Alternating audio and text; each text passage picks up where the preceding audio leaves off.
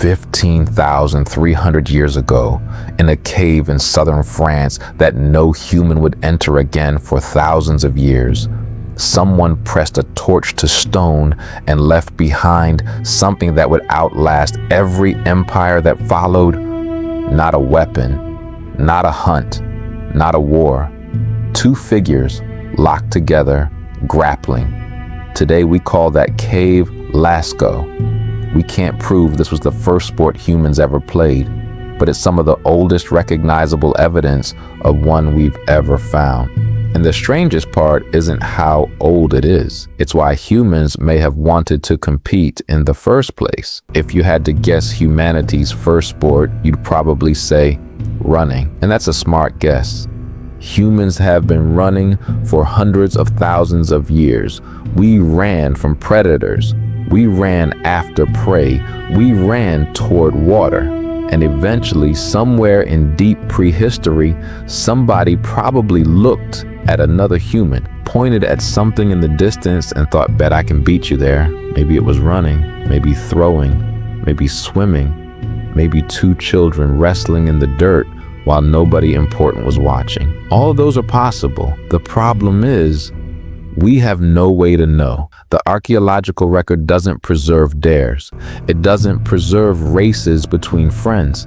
It doesn't preserve the first time someone shouted, let's see who wins. So the question isn't, what did humans do first? It's, what's the earliest evidence that humans were deliberately competing rather than simply surviving? And that's where wrestling becomes very difficult to beat. The cave paintings at Lascaux were discovered in 1940. Over 600 prehistoric images covering the walls and ceiling. Among them, figures locked in grappling holds dated to roughly 15,300 years ago. The Upper Paleolithic, thousands of years before the first city, thousands of years before the wheel, thousands of years before writing. And Lascaux isn't the only place this shows up. Similar imagery appears in cave art from Mongolia's Bayangkongor province. Figures grappling with what look like other figures gathered around them, watching. The exact dating and details of that site are harder to pin down than Lascaux's, but the pattern it points to is worth sitting with, because two people wrestling could simply be fighting. A dispute, a struggle, nobody chose to see, but the moment other humans stop what they're doing, gather around and watch, something shifts. A contest appears, a performance, a test, and it's not only wrestling. In Wadi Sura, Egypt, rock art dated to around 6000 BCE shows something else entirely. Organized swimming, archery, different site, different skill, same underlying idea. Humans deliberately competing, leaving a record of it on purpose. Different continents, different centuries, no contact with each other. The same idea, arriving again and again. That doesn't prove sport was invented once, in one place. It reveals something more interesting. Humans, independently, again and again, kept finding the same second use for their own bodies. Not just survival, competition, and wrestling doesn't disappear from the human story after that. Across later civilizations, recognizable wrestling imagery appears again and again. Egypt, Mesopotamia, Greece, Japan, different cultures, different continents, different eras, yet the same basic human drama keeps returning. Two people, one contest. Everyone wants to know who wins. Eventually, humans did something even more interesting. They started writing the contest down. In the Epic of Gilgamesh, composed in ancient Mesopotamia around the early 2nd millennium BCE, the king Gilgamesh encounters the wild man Enkidu. The two clash. They grapple. They struggle for dominance. But this isn't simply a murder attempt. It's a test.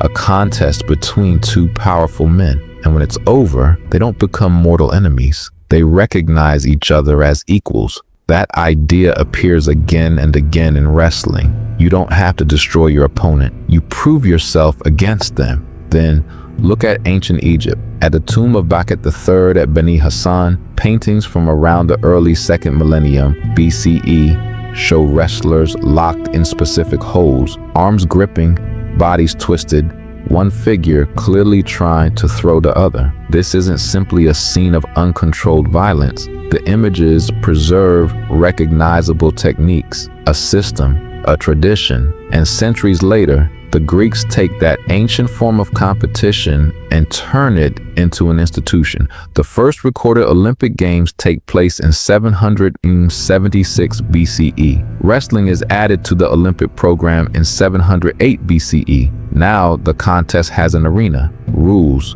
officials, prestige, and audience. And suddenly, something human had practiced for generations has become an institution. The cave became the stadium. This is where the story gets really interesting, because wrestling may not have started as entertainment at all. Look across the animal kingdom. Social animals constantly face a dangerous question: who outranks whom? Who gets access to food?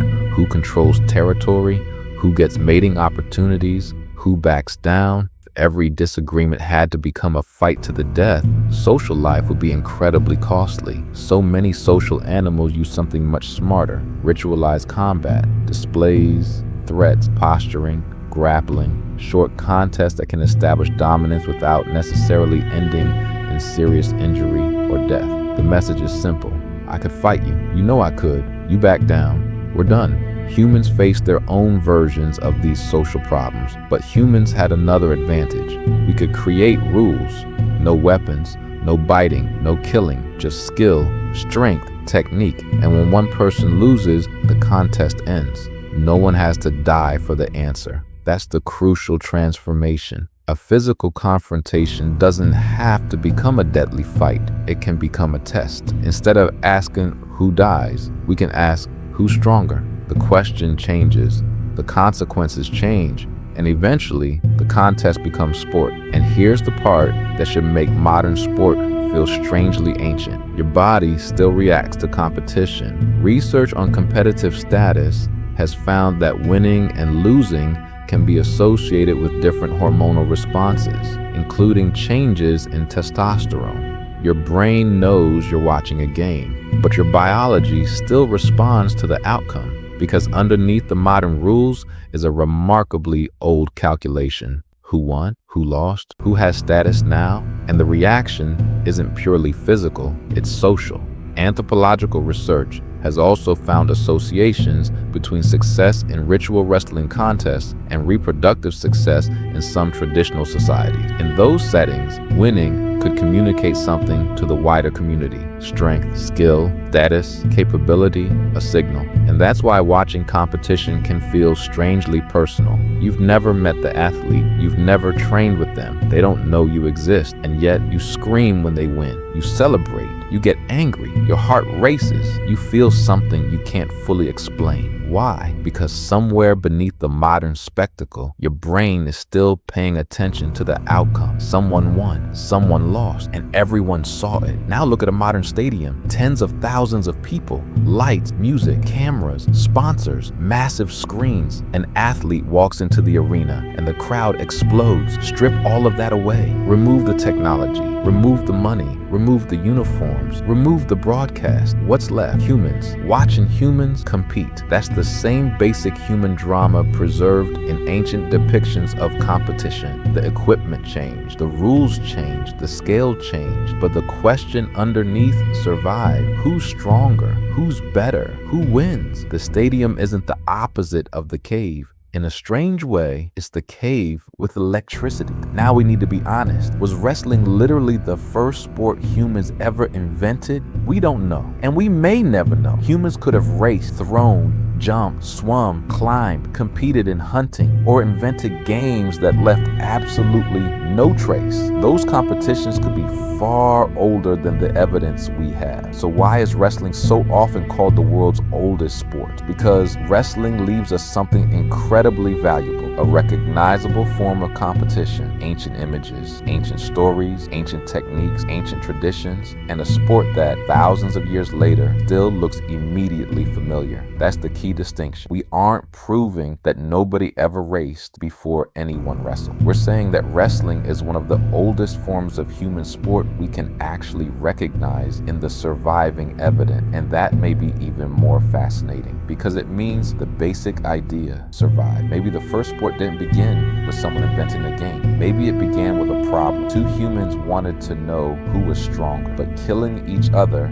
to find out was expensive. So they found another way. They wrestled. And when one person won, question was answered. No funeral, no revenge, no blood feud, just the result. Everyone watching understood it. That's the genius of sport. It takes one of humanity's oldest sources of conflict, status, and gives it rules. We replaced fighting with competition. We replaced killing with scoring. We replaced dominance with achievement. And eventually, we built entire civilizations around watching it happen. The cave disappeared. The stadium replaced it. But the question survived. Who was on top? So the next time you watch a wrestling match, a boxing fight, a football final, or even two kids racing across a playground, remember what you're actually watching. Not something completely new. Something ancient. Wearing modern clothes. The rules are new. The technology is new. The stadium is new. But the instinct, it may be thousands of years older than civilization itself. We didn't invent competition. We didn't invent the desire to win. We didn't invent the need to know who stands above whom. We simply found a safer way